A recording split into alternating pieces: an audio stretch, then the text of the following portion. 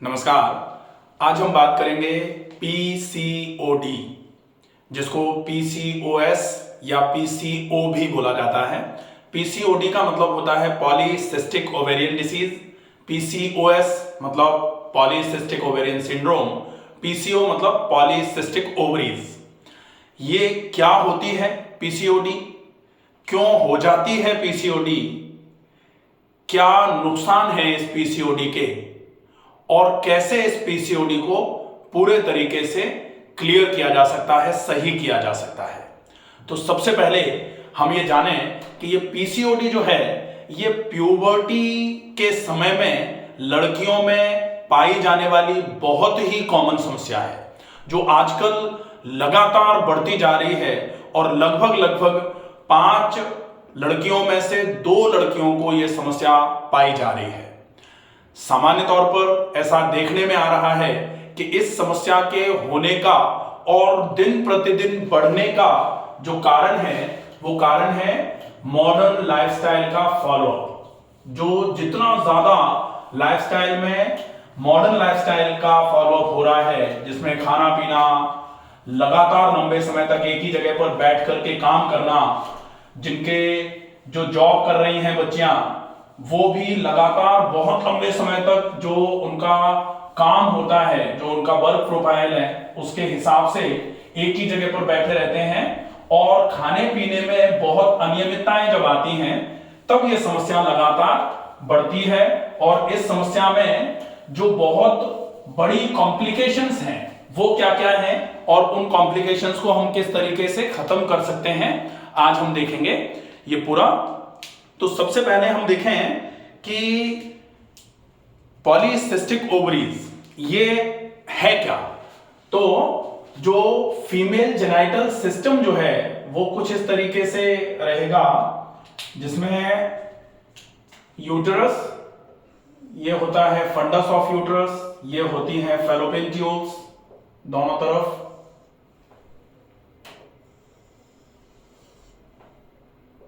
इस तरीके से, और ये होती है बॉडी ऑफ यूटरस।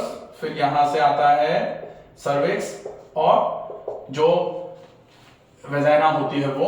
अब ये जो है इनको बोला जाता है फिम्ब्रीज, और यहां इस तरीके से होती है ओवरी। तो ये तो हो गया यूटरस, और ये है ओवरीज। अब इस ओवरी में बहुत सारे सिस्ट हो जाए, पीसीओडी,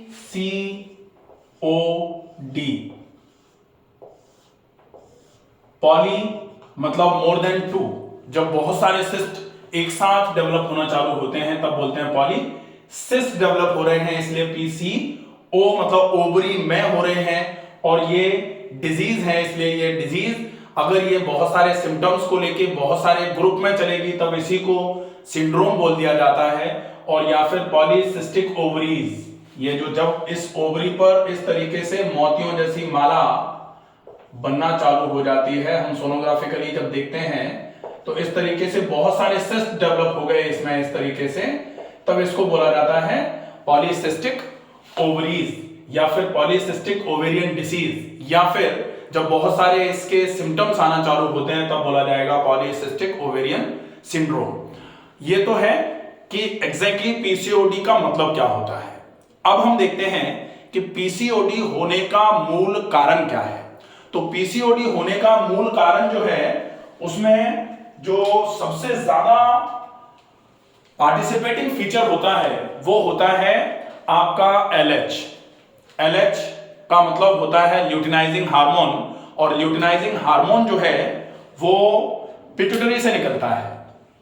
पिट्यूटरी का मतलब जो ब्रेन में, मस्तिष्क में एक ग्लैंड होती है जो लगभग प्रिंसिपल ग्लैंड मानी जाती है एंडोक्राइन सिस्टम में, जो बहुत सारे ग्लैंड्स को कोऑर्डिनेट करके कंट्रोल करने का काम करती है, कोऑर्डिनेशन के साथ उनकी फंक्शनल एबिलिटीज को चेक करने का काम करती है। वहां से ओवरी के लिए 2 हार्मोन निकलते हैं, एक तो होता है ल्यूटिनाइजिंग हार्मोन और दूसरा होता है फॉलिकल स्टिमुलेटिंग हार्मोन। FSH, और ल्यूटिनाइजिंग हार्मोन को शॉर्ट फॉर्म में LH बोला जाता है। तो ये LH जो है ये आपका जो पिट्यूटरी से निकल करके ओवरी पर आता है, और इसका फीमेल्स में जो काम होता है, LH जो है वो पिट्यूटरी से, LH तो मेल फीमेल दोनों में ही निकलता है।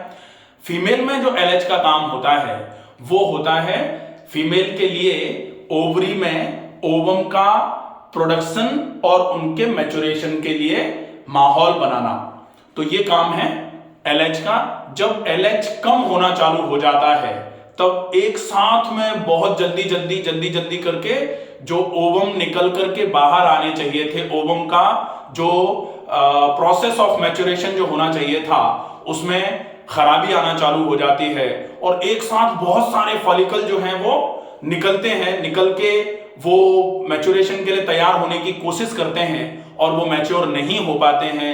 तो वो बहुत सारे जो होते हैं उनमें से कुछ जो है वो फ्लूइड फिल्ड सिस्ट के रूप में ओवरी पर ही जमा हो जाते हैं, और जो फ्लूइड फिल्ड सिस्ट जो होते हैं वही सिस्ट जो हैं वो ओवरी पर जमा हुए हैं। इनको जब ये मोर देन 2 इन नेचर होते हैं, नंबर होते हैं, तब इसको बोला जाता है पॉलीसिस्टिक ओवेरियन डिसीज।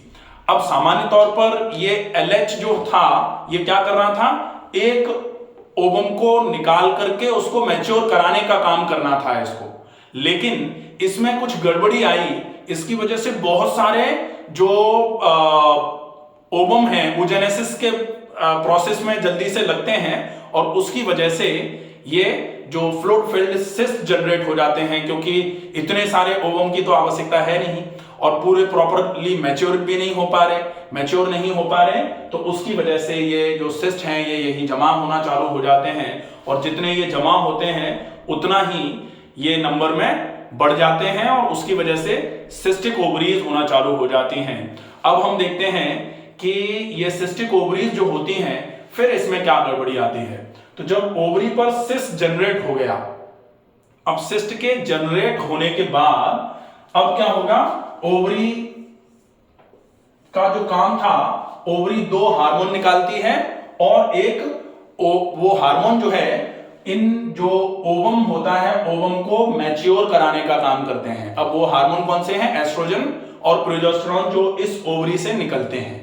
तो जैसे जैसे एस्ट्रोजन और प्रोजेस्टेरोन इस ओवरी से ही निकलेंगे, ओवरी के ऊपर बहुत सारे सिस्ट बन गए हैं, तो वो सिस्ट जो हैं वो ओवरी की जो फंक्शनल एबिलिटी है, काम करने की क्षमता जो है उसको खराब कर देगी। और ओवरी की काम करने की क्षमता एक तो होती है ओवम को मैच्योर करा के प्रॉपर तरीके से at the time of ovulation, at the day of ovulation, ये ओवम को ओवरी से सीक्रेट करके बाहर की तरफ ले आए, ताकि यहां से ओवम यहां फिम्बरी से होते हुए, फैलोपियन ट्यूब से होते हुए यूट्रस तक ट्रेवल करे, और जब ये स्पर्म से मिले तो ये फर्टिलाइजेशन हो, और फर्टिलाइजेशन के बाद इम्प्लांटेशन हो। उसके लिए ये पूरा का पूरा ओवम का एक काम जो है, ओवम को मैच्योर कराने का, ये काम ओवरी का होता है। जब ओवरी पर सिस्ट डेवलप हो जाते हैं तो ये काम नहीं हो पाता है, मतलब ओवम मैच्योर होकर के ओव्यूलेशन ही नहीं होगा प्रॉपर तरीके से।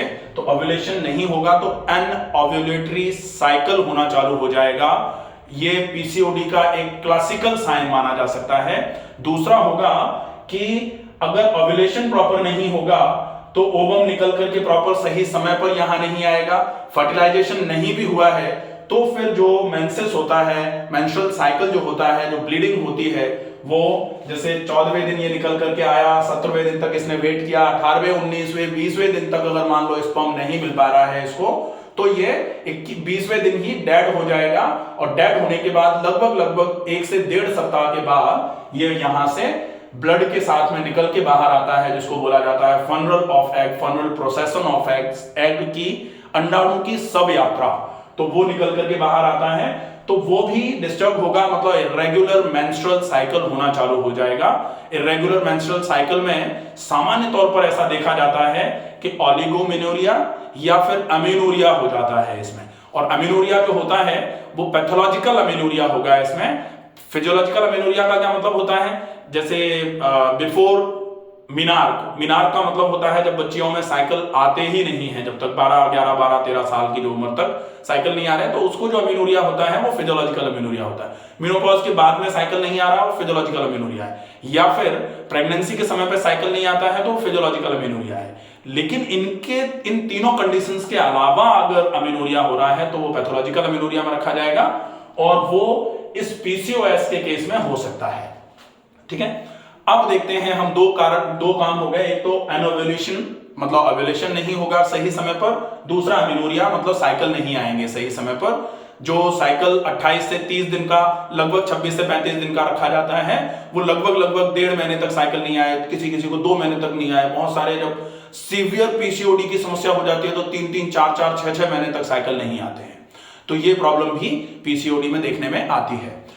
तीसरा एक प्रॉब्लम जो पीसीओडी में रहती है, पहला तो हो गया, पहली होगी ओव्यूलेशन में प्रॉब्लम आना चालू हो जाएगी। दूसरा जो आपका साइकिल है वो इर्रेगुलर होना चालू हो जाएगा, इर्रेगुलर मेंस्ट्रुअल साइकिल।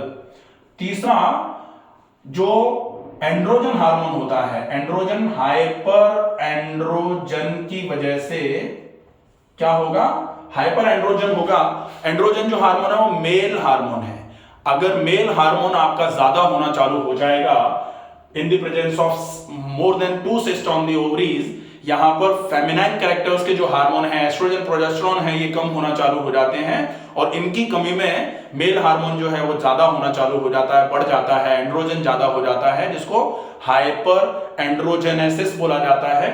तो ये हाइपर एंड्रोजन अगर होगा तो फिर मेल कैरेक्टर्स आना चालू हो जाएंगे।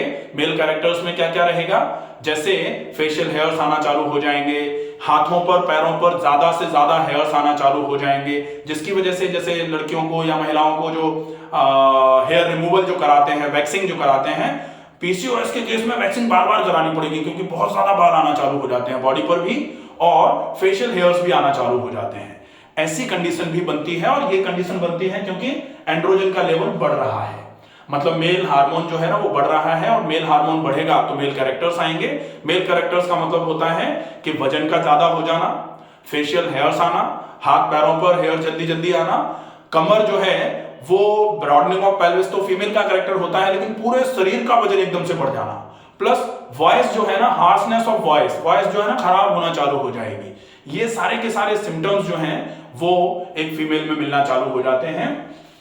चौथा एक साइन होता है थिनिंग ऑफ हेयर्स, ये भी एक साइन है जो पीसीओएस में मिलता है कि जो बाल हैं, स्कैल्प हेयर्स जो होते हैं वो बहुत पतले होना चालू हो जाते हैं पीसीओएस के केस में, पीसीओडी के केस में। इसके अलावा जो पीसीओडी है इसमें एक चीज और होती है जिसको बोला जाता है इंसुलिन रेजिस्टेंस। इंसुलिन रेजिस्टेंस का मतलब होता है कि यहां पर आपके इंसुलिन जो है उसकी फंक्शनल कैपेसिटीज जो है वो खराब हो जाएंगी और इंसुलिन जो काम है उसका वो प्रॉपर तरीके से नहीं कर पाएगा और उसकी वजह से आपका वजन बढ़ना चालू हो जाएगा। तो इंसुलिन रेजिस्टेंस में जो वजन बढ़ता है, सामान्य तौर पर देखने में आता है कि जो पीसीओडी के केस है उनको मेटफॉर्मिन दी जा रही है। मेटफॉर्मिन जो एलोपैथी में दवाई देते हैं वो मेटफॉर्मिन सामान्य तौर पर ऐसा सोचा जाता है कि दवाई शुगर की है, लेकिन इंसुलिन रेजिस्टेंस को नॉर्मल करने के लिए वो मेडिसिन दी जाती है। तो इंसुलिन रेजिस्टेंस भी आपका यहां पर आना चालू हो जाता है। ये पीसीओडी के लक्षण होते हैं कि ये चीजें पीसीओडी चालू करवाती है। ठीक है, एक और जो प्रॉब्लम रहेगी पीसीओडी के साथ में वो रहती है फर्टिलिटी जो है ना वो खराब हो जाती है। फर्टिलिटी खराब क्यों हो जाती है? क्योंकि ओव्यूलेशन प्रॉपर हुआ नहीं, और अगर हुआ भी तो इमेच्योर ओवम यहां से निकल करके बाहर आ रहा है। इमेच्योर क्यों हो रहा है? क्योंकि ओवरी पर पहले से बहुत सारे सिस्ट पड़े हुए हैं, उन सिस्ट की प्रेजेंस की वजह से ओवरी ओवम को प्रॉपर तरीके से मैच्योर ही नहीं कर पा रही। अब इमेच्योर एयर ओवम अगर आकर के यहां आ भी जाएगा, मान लेते हैं कि ओव्यूलेशन प्रॉपर टाइम पर हो गया लेकिन ओवम मैच्योर ही नहीं हो पाया, मैच्योर नहीं हो पाया तो इमेच्योर ओवम यहां आएगा, वो रप्चर ही नहीं होगा। वो रप्चर नहीं होगा तो फीमेल की वजह से अगर इनफर्टिलिटी हो रही है, इनफर्टिलिटी एक अलग पूरा बड़ा टॉपिक है, उस पर बड़ी वीडियो बना रखा है, आप उस वीडियो को पूरा जाकर के देख सकते हैं कि इनफर्टिलिटी के कॉजेस क्या क्या होते हैं, मेल इनफर्टिलिटी में कारण क्या होता है, फीमेल इनफर्टिलिटी में कारण क्या होता है, और उन कारणों को किस किस तरीके से हम रिजॉल्व कर सकते हैं, नॉर्मल कर सकते हैं। ठीक है, तो इनफर्टिलिटी भी एक कारण इस पीसीओडी की वजह से, अगर फीमेल की वजह से इनफर्टिलिटी है तो ये एक कारण बनेगा, इनफर्टिलिटी भी एक कारण रहेगा। ठीक है, ये हो जाते हैं कारण। अब देखते हैं हम कि सिम्टम क्या क्या आ रहे थे। तो सिम्टम में क्या हो रहा था, वजन बढ़ेगा आपका, वॉइस जो है खराब हो जाएगी, फेशियल हेयर्स आएंगे, बाकी पूरे इधर उधर हेयर आना चालू हो जाएंगे, एब्नॉर्मल भूख लगना चालू हो जाएगी, और अनसेटिस्फैक्टरी हंगर। अनसेटिस्फैक्टरी हंगर का मतलब होता है कि आप खाना खा के फ्री हुए थे, थोड़ी समय के बाद फिर लगेगा अरे हमको तो भूख लग रही है, फिर आप खाना खा लोगे, मतलब जो हंगर है वो सेटिस्फाई नहीं होगी, आपकी भूख आपकी सेटिस्फाई ही नहीं हो रही है, आप खाए जा रहे हो। तो स्ट्रेस ईटर्स जो होते हैं ना लगातार, वैसी वाली स्थिति आपकी हो जाएगी कि खा रहे हो, फिर भूख लग गई, फिर खा लिया, फिर भूख लग गई, फिर खा लिया। उसकी वजह से भी वजन बढ़ना चालू हो जाता है, और बेसिकली इसको एंडोक्राइन डिसऑर्डर तो बोलते ही हैं, ये मेटाबॉलिक डिसऑर्डर्स के केस में भी रखा जाता है पीसीओएस को। तो अब हम देखेंगे कि पीसीओएस का ट्रीटमेंट क्या हो सकता है। ट्रीटमेंट के लिए पीसीओएस का ट्रीटमेंट जो होगा, आपको करना क्या है, कैसे भी करके ये जो ओवरी है, इस ओवरी पर अब मैं ये अभी हटा लेता हूं और एक ओवरी बनाते हैं। फिर एक ओवरी अपने यहां बनाई, ऐसे करके यहां से ऐसे आ रही है फैलोपियन ट्यूब, ये फैलोपियन ट्यूब की ये होती है लॉन्ग फिम्बरी, और ऐसे करके ये फिम्बरीज हैं, और ये आ गई फैलोपियन ट्यूब पूरी, यहां है ओवरी। अब इस ओवरी पर जो सिस्ट डेवलप हुए, सिस्ट को मैं रेड कलर से ले लेता हूं, ये सिस्ट जो हैं, बहुत सारे सिस्ट बन गए, मान लेते हैं 2 थे, 5 थे, 7 थे, जितने भी थे, ये सिस्ट हैं। अब इन सिस्ट को डिसॉल्व कराना है। इन सिस्ट को डिसॉल्व कैसे कराया जाएगा, सबसे पहले तो कोशिश ये करी जाए कि कैसे भी करके आप इस जगह पर ब्लड सर्कुलेशन बढ़ा दो। ब्लड सर्कुलेशन बढ़ाना मतलब एक्सरसाइजेस अच्छे तरीके से करनी है, खूब सारी ब्रीदिंग एक्सरसाइजेस करनी है, कुछ जो भी काम आप करते हो, जो भी आप व्यायाम करते हो जिसमें पसीना बहुत अच्छे तरीके से आ जाएगा, तो इससे आपको पीसीओडी से आपको बहुत जल्दी राहत मिल जाएगी। दूसरा होता है कैसे भी करके आप वेट को कम करने का काम करें। वेट मैनेज कर लेंगे तो चूंकि वेट बढ़ता है पीसीओडी बढ़ती है, फिर वेट बढ़ता है, फिर पीसीओडी बढ़ती है, और एक समय आता है कि वेट पीसीओडी, और हम सीढ़ी की तरह चढ़ते चढ़ते छत पे पहुंच जाते हैं, बहुत बुरी स्थिति आ जाती है। तो पीसीओडी को कंट्रोल करना मतलब हमें वेट को कंट्रोल करना पड़ेगा। बहुत सारे लोग कह सकते हैं कि नहीं, जब वेट कंट्रोल ही नहीं होगा, अगर पीसीओडी कंट्रोल नहीं होगी तो फिर ये वो वाला मुद्दा बन जाता है कि पहले मुर्गी आई कि पहले अंडा आया। अपने को वेट को मैनेज करने की कोशिश सबसे पहले करनी है। तो जब हम पीसीओडी का ट्रीटमेंट करेंगे तो हम सबसे पहले एम ऑफ ट्रीटमेंट बनाएंगे एलिमिनेशन, मतलब आप शरीर में से टॉक्सिन्स को एलिमिनेट करो, टॉक्सिन्स को हटाना, टॉक्सिन्स को एग्जिट करवाओ बॉडी से। पहला एम तो ये रखेंगे। अब इस एलिमिनेशन में हम क्या करेंगे, एलिमिनेशन बाया योगा में शुद्धि क्रियाएं होती हैं। शुद्धि क्रियाओं में हम जैसे नैटी कर सकते हैं, कुंजल कर सकते हैं, बहुत अच्छा तरीका है। जो थोड़ा सा भी सीख लेगा ना वो आराम से कर पाएगा, इसको कोई दिक्कत नहीं है। ठीक है, तो नैती जल नैती हो जाए, रबर नैती हो जाए, या फिर अगर पानी पी के वॉमिटिंग करना है तो पानी पी के वॉमिटिंग कर सकते हैं। तो ये तीनों चीजें इसमें एलिमिनेशन में योगा में जो रखा जाएगा, यौगिक क्रिया जो होती है, क्लींजिंग क्रियाएं, क्लींजिंग में सबसे पहले जल नैती, दूसरा अगर हम कर पाए तो सूत्र नैती भी कर सकते हैं, बाकी जल नैती जरूर करनी है। फिर हम कुंजल कर सकते हैं, ये हो जाएगा। और एक समय के बाद 3, 4, 5 दिन जब हमने नेचुरोपैथी के ट्रीटमेंट भी कर लिए, हमने शुद्धि क्रियाएं भी कर ली, योगा भी कर लिया, तो 3-4 दिन के बाद हम कोशिश करेंगे शंख प्रक्षालन करने की। शंख प्रक्षालन जो है ये बहुत अच्छा तरीका होता है जिससे पूरे शरीर की गंदगियां, पूरे आंतों की गंदगी एकदम से निकल के बाहर आ जाती है। तो एलिमिनेशन में हमें बेसिक प्लान क्या रखना है, to eliminate the toxins from the body, क्योंकि नेचुरोपैथी में बोला जाता है सर्वे रोग मलावस, सारे के सारे रोगों का कारण जो है वो मल का वसना है, उस मल को आप निकाल के बाहर कर देते हो। ठीक है, अब अपन थोड़ा सा हल्का सा शॉर्ट में लेते हैं क्योंकि सन प्रक्षालन कैसे करना है, जलनेति कैसे करना है, सूत्रनेति कैसे करना है, कुंजल कैसे करना है, ये सारे वीडियोस आपको इस चैनल पर मिल जाएंगे। आप केवल जैसे जलनेति by doctor Ramakant Sharma YouTube पे सर्च करो, आपको वीडियो मिल जाएगा, आपको ऑथेंटिक वीडियो मिलेगा, आपको किस तरीके से करना है, प्रोसेस क्या होनी चाहिए, क्या फायदे होते हैं, कब नहीं करना चाहिए, सारा है, तो आप देख लेंगे। ठीक है। फिर आसन, आसन बहुत इफेक्टिव होता है पीसीओडी के लिए। तो आसन में जो आपका ये जो रीजन है, पेल्विक रीजन जो है, इस रीजन पर आपको ब्लड सर्कुलेशन बढ़ाना है।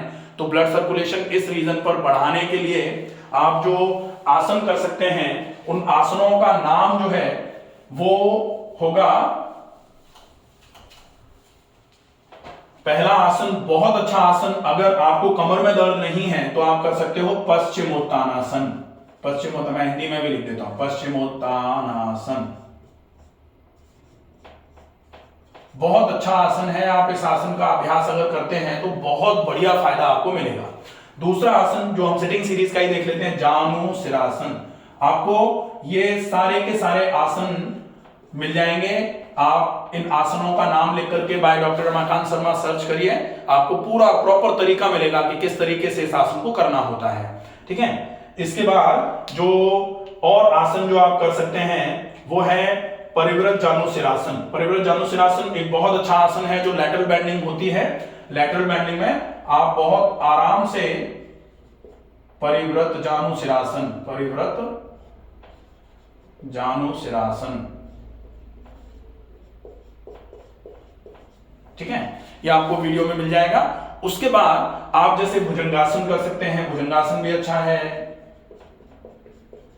तिर्यक भुजंगासन कर सकते हैं, इसका जो राइट और लेफ्ट वाला तिर्यक भुजंगासन जो है वो बढ़िया रहेगा।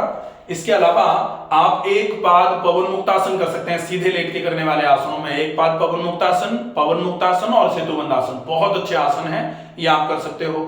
इसके अलावा अगर आप पेट केवल लेटकर कर रहे हैं तो भुजंगासन, तिर्यक भुजंगासन और सर्वासन बहुत अच्छी सीरीज है पीसीओडी के लिए। अगर आप खड़े होकर कर रहे हो तो आप त्रिकोणासन कर सकते हैं, पादहस्तासन कर सकते हैं और अर्धचक्रासन कर सकते हैं। ये अच्छे आसन हैं, इन आसनों को आप अभ्यास करिए। आप इन आसनों का अभ्यास करके इस पीसीओडी को, अच्छा आसन का एक वीडियो पूरा आप आसन को समझें जरूर, क्योंकि बहुत सारे लोग कहते हैं हम तो योगा कर रहे हैं लेकिन हम सालों से कर रहे हैं, पीसीओडी में आराम नहीं हो रहा। आप आसन का अभ्यास करके देखिए, आसन जिस तरीके से करके आपको पीसीओडी में आराम मिलना है, अगर आपने आसन उस तरीके से कर दिया निश्चित ही पीसीओडी में आपको आराम मिलेगा।